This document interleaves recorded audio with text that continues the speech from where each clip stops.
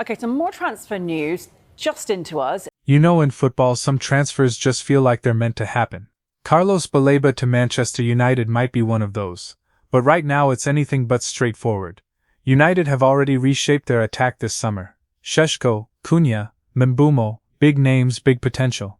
But the next step on the list is a commanding central midfielder. And that's where Baleba comes in. Brighton's 21-year-old powerhouse has turned heads all over the league. Strong on the ball, clever without it, and with the kind of composure you just don't see in many young midfielders. If you watched Moises Caicedo before his Chelsea move, you'll understand why people see a similar ceiling here. The problem? Brighton know exactly what they've got. They're holding out for a fee in the £70–80 million range, maybe even more if a bidding war starts. And United, as we all know, aren't exactly in a position to throw that kind of money around right now. Sales are key. Antony, Sancho, maybe even Rasmus Højlund, if the right offer lands, could be part of the funding plan. So far though, it's been slow going on the outgoing side. Still, there's movement behind the scenes. Sources say United spoke to Baleba's representatives again this week. They're trying to nail down exactly what Brighton would want, and from there decide if it's even realistic before deadline day. Now this is where I'm curious to hear from you.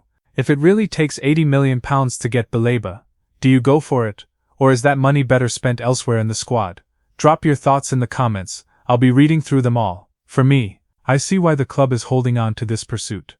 Baleba ticks so many boxes for what Ruben Amorim wants in midfield: energy, balance, discipline, and that quick transition from defense to attack. Add him to Casemiro and Mainoo, and suddenly United's midfield has layers again, not just names. Of course, it's one thing to want a player, and another to actually make it happen. Brighton have zero reason to sell unless the price is huge, and United's financial flexibility depends entirely on getting those big sales over the line. One thing's certain: as long as Baleba hasn't signed elsewhere, expect United to keep the door open. The question is, can they push it wide enough before the window closes? Thanks for tuning in to United Notify. If you enjoyed this update, give the video a like, share it with your fellow Reds, and subscribe for more daily United news. Your support keeps us going, and trust me, there's a lot more to come this summer.